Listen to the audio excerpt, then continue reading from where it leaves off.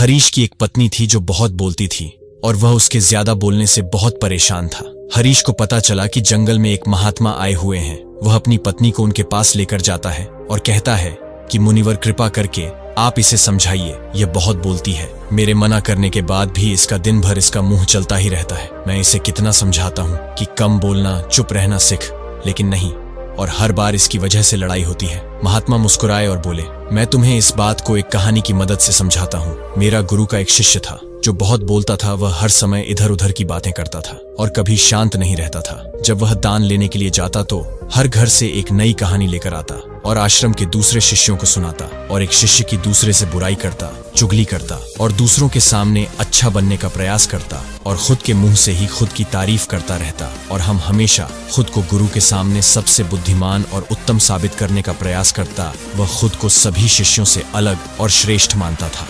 उसका कहना था कि मैं एक अमीर घर का बालक, अगर मैं चाहता तो एक आरामदायक और सुविधाओं से भरा जीवन जी सकता, लेकिन मैं वह सब छोड़कर यहाँ आ गया क्योंकि मुझे खोज करना, खुद को जानना है, जीवन को जानना है। एक दिन गुरु ने आश्रम के सभी शिष्यों को बुलाकर कहा, आप सभी को अगले 1 महीने के लिए कोई ना कोई संकल्प लेना होगा। इससे आपकी संकल्प शक्ति मजबूत होगी और आप में आत्मशक्ति का संचार होगा। आप सभी अपने सामर्थ्य के अनुसार कोई भी संकल्प ले सकते हैं, और यदि 1 महीने से पूर्व आप में से जिसका भी संकल्प टूट जाएगा तो वह अपनी पुरानी दिनचर्या में वापस आ सकता है। सभी शिष्यों ने अपनी शक्ति के अनुसार संकल्प लिए और गुरु को अपने अपने संकल्प के बारे में बताकर वहां से चले गए। लेकिन वह शिष्य जो खुद को सबसे अलग दिखाना चाहता था, वह सीधे गुरु की कुटिया में पहुंच गया और बोला, मैं कोई छोटा मोटा संकल्प नहीं लेना चाहता, बल्कि खुद की ही जैसे एक और महान संकल्प लेना चाहता हूँ। कृपया आप ही बताएं, मुझे क्या संकल्प लेना चाहिए? उसकी यह बात सुनकर गुरु मुस्कुराए, बोले, क्या तुम मेरे द्वारा दिए गए संकल्प को पूरा कर पाओगे? क्या तुम्हारे लिए उसे पूरा करना संभव होगा? शायद नहीं, वह तुम्हारे लिए संभव नहीं, तुम उसे पूरा नहीं कर पाओगे, इसीलिए तुम खुद ही कोई संकल्प ढूंढो। शिष्य ने कहा, नहीं गुरुदेव, आप जो भी संकल्प मुझे देंगे मैं जरूर उसे पूरा करूं। गुरु ने कहा, ठीक है, तो तुम अगले 1 महीने तक चुप रहो, मुंह से एक शब्द भी नहीं निकालो, यही है तुम्हारा संकल्प। शिष्य ने कहा, गुरुदेव, यह भी कोई संकल्प है? यह तो बहुत ही आसान है, आप कोई संकल्प दीजिए जो मेरी योग्यता के बराबर हो। गुरु ने कहा, पहले तो तुम इस संकल्प को तो पूरा करके दिखाओ। शिष्य ने गुरु की बात मान ली और वह उसी समय चुप हो गया और पलटकर कुटिया से बाहर चला गया। उसे चुप रहना बहुत आसान लग रहा था। उसने एक दिन तो जैसे तैसे चुप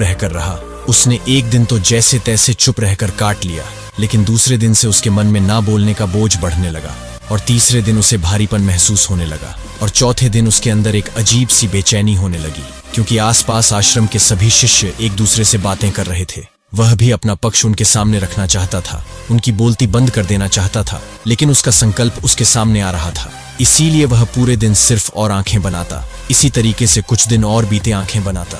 इसी तरीके से कुछ दिन और बीते, और वह शिष्य बीमार पड़ गया। उसका सिर फटा जा रहा, उसका खाने पीने तक का मन नहीं था, वह सिर्फ बोलना चाहता था। वह गुरु के पास गया और उनके सामने बैठकर लिखकर उन्हें बताया, गुरुदेव, मैं बोलना चाहता हूँ, बिना बोले मुझे सांस नहीं आ रही है, मेरा दम घुटता जा रहा है, मैं अंदर ही अंदर पागल होता जा रहा हूँ, मैं क्या करूँ? संकल्प तोड़ दूं क्या? ये पढ़कर गुरु मुस्कुराए और बोले, संकल्प तोड़ने के लिए नहीं होते, लेकिन जो अपने संकल्प को पूरा कर लेता है वह अपनी आंतरिक शक्ति को बढ़ाता है, और जो अपनी आंतरिक शक्ति को बढ़ा लेता है वह समाज और जागृति की राह पर आगे बढ़ जाता है। संकल्प का लेना भी तुम्हारे हाथ में था और इसे तोड़ना भी तुम्हारे हाथ में है। तुम्हारे बहुत से भाई अपने संकल्प को तोड़कर अपनी पुरानी दिन पर वापस आ चुके हैं। अगर तुमसे नहीं हो पा रहा तो तुम भी संकल्प तोड़कर अपनी पुरानी दिनचर्या पर वापस जा सकते हो। लेकिन याद रहे, अगर आज तुम इस छोटे से संकल्प को नहीं संभाल पा रहे तो तुम अपनी बाकी की पूरी जिंदगी को कैसे संभाल सकोगे? बाकी फैसला पूरी तरह से तुम्हारे हाथों में है। गुरु की यह बात उस शिष्य के दिल में चोट कर गए। वह बिना कुछ बोले वहां से वापस चला गया और खुद को अपनी कुटिया में बंद कर वह केवल अपने जरूरी कामों के लिए यही कुटिया से बाहर निकलता। बाकी सारे समय कुटिया के अंदर ही बैठा रहा। 15 दिन बीत चुके थे और आश्रम के लगभग सभी शिष्यों का संकल्प अब तक टूट चुका था, लेकिन उसका संकल्प अभी भी जारी था। संकल्प लेने के बाद से अब तक उसने एक शब्द भी नहीं बोला। सारा आश्रम हैरान था कि इतना बोलने वाला इंसान चुप कैसे हो गया। 15 दिन बीतने के बाद वह दोबारा अपने गुरु के पास गया और लिखकर बताया है, गुरुदेव, मैं बाहर से तो चुप हूँ, लेकिन मेरे भीतर बहुत सी आवाजें हैं, बहुत सी चीख पुकार और शिकायतें हैं। मैं अंदर ही अंदर बात करता रहता हूँ। मेरा मन तरह तरह के प्रश्न पूछता है। मैं बाहर से जितना मोर, भीतर से उतने ही शोर शराबे से भरा हूँ। क्या इस तरह से मेरा संकल्प अभी भी है? गुरु ने कहा, हाँ, तुम्हारा संकल्प अभी भी जारी है। लेकिन जब तक लोगों की यह आवाजें तुम्हारे कानों में उतर रही, तुम्हारा मन बोलता रहेगा, क्योंकि इसे तो आदत है। तुम भले ही बाहर से चुप रहो, लेकिन तुम अंदर ही अंदर बोलते रहोगे। तुम्हें इन बातों से, इन आवाजों से दूर जाना चाहिए। शिष्य गुरु को प्रणाम कर वहां से चला जाता है और सुबह होते ही अपनी कुटिया जंगल की तरफ चला जाता है। कई दिन बीत गए, संकल्प का समय भी पूरा हो जाता है, लेकिन शिष्य लौट कर नहीं आया। आश्रम में सभी को डर था कि कहीं जंगली जानवर ने उसे खा लिया होगा। इसी बीच उसे ढूंढने की बहुत कोशिश की गई, लेकिन वह कहीं नहीं मिला। गुरु भाइयों ने मान लिया था कि जंगली जानवरों ने उसे अपना शिकार बना लिया है, लेकिन गुरु को ऐसा नहीं लगता। एक दिन आश्रम का एक अन्य शिष्य गुरु के पास आया और बोला, गुरुदेव, हमारे उस अधिक बोलने वाले भाई के साथ क्या हुआ होगा? क्या जानवर ने उसे मार दिया होगा? गुरु ने कहा, हो सकता है कि जानवरों ने उसे अपना शिकार बना लिया हो, लेकिन उसके ना लौटने की एक दूसरी वजह भी हो सकती है। शायद उसे वह मिल गया है जिसके लिए वह गया था। फिर शिष्य ने पूछा, गुरुदेव, क्या ज्यादा बोलना इतना हानिकारक होता है? गुरु ने बोला, हाँ, इंसान के जीवन के बहुत सारे दुखों में से एक दुख यह भी है कि वह कभी चुप नहीं रह सकता। हमेशा कुछ ना कुछ बोलता ही रहता है। सिर्फ हमारे बोलने के कारण हमारे आधे से ज्यादा दुख पैदा होते हैं। हम में से कोई भी चुप नहीं रहना चाहता।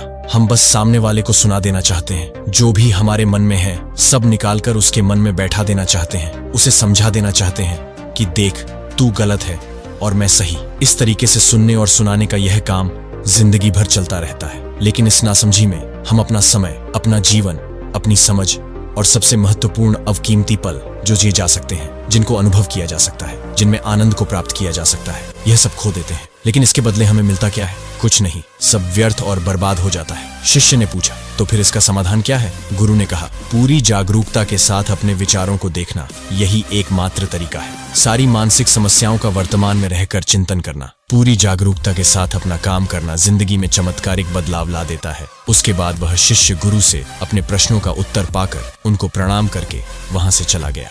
उस शिष्य को आश्रम छोड़े गए 3 महीने का समय बीत चुका था, लेकिन उसकी कोई खबर नहीं। अब तक तो सभी गुरु भाइयों ने भी उसके वापस लौटने की उम्मीद छोड़ी, लेकिन एक दिन वह आश्रम लौट आता है। लेकिन अब वह नहीं था जो यहाँ से गया था। वह कुछ और ही बनकर वापस आया था। उसके अंदर एक गजब का बदलाव महसूस किया जा सकता था। उसके चेहरे पर एक गजब का ठहराव और आंखों में बड़ी शांति थी। आश्रम में आते ही सभी गुरु भाइयों ने उसे चारों तरफ से घेर लिया और बातें करने लग गए। वह भी अपने गुरु भाइयों से बातें करने लगा। उससे बात करने वाले सभी ने यह अनुभव किया कि अब वह पहले जैसा उतावला और बातूनी नहीं रह गया था। उसके मुंह से एक एक शब्द बहुत ही सुलझे हुए और मधुरता के साथ निकल रहे थे। थोड़ी देर तक गुरु भाइयों से बात करने के बाद वह सीधा गुरु की तरफ चला गया। उसने गुरु के चरण छुए और कहा, गुरुदेव, क्या मैं अब भी मौन हूँ? क्या अब भी मेरा संकल्प जारी है? गुरु ने कुछ देर तक शिष्य की आंखों में बड़े ध्यान से देखा और कहा, हाँ, तुम अब भी मौन हो। तुम्हारे मुंह से एक भी शब्द निकल नहीं रहा और तुम्हारा संकल्प अभी भी जारी है। शिष्य ने कहा, गुरुदेव, जब मैं आश्रम से गया तो मैं मुंह से तो चुप था, लेकिन मेरे अंदर बहुत सी आवाजें थीं, मन में बहुत से प्रश्न थे और वह बंद नहीं हो रहे थे। तो मैं जंगल में चला गया, इस उम्मीद से कि वहां मुझे शांति मिलेगी और मेरे मन की बकबक कम हो जाएगी। लेकिन मैं जितना एकांत में जाता गया, मेरे अंदर की आवाज उतनी ही तेज होती गई। मेरे भीतर की पुरानी से पुरानी आवाज मुझे सुनाई देने लगी। तब जाकर मैंने महसूस किया कि मैं कितना गलत कर रहा था। जब मैं अपने परिवार वालों, दोस्तों को और गुरु भाइयों को बुरा भला कहता था तो उस समय मुझे लगता था कि मैं सही कह रहा हूँ। जब मैं गुरु भाइयों की एक दूसरे से चुगली करता था और उनका मजाक बनाता, तब भी मुझे यही लगता था कि मैं उनसे बेहतर हूँ और मैं सही कर रहा हूँ। लेकिन उस दिन मैंने पहली बार महसूस किया कि मैं कितना गलत बोलता था। काफी दिनों तक यह आवाजें, यह शिकायतें मेरे अंदर चलती रहीं, लेकिन धीरे धीरे करके एक दिन यह सारी आवाजें मेरे अंदर से समाप्त हो गई। अब मैं भीतर से भी मौन हो गया। उस घने जंगल में बाहर से कोई बोलने वाला था नहीं और भीतर कोई आवाज बची ही नहीं थी। और मैं उस दिन पहली बार मौन का सही अर्थ समझा।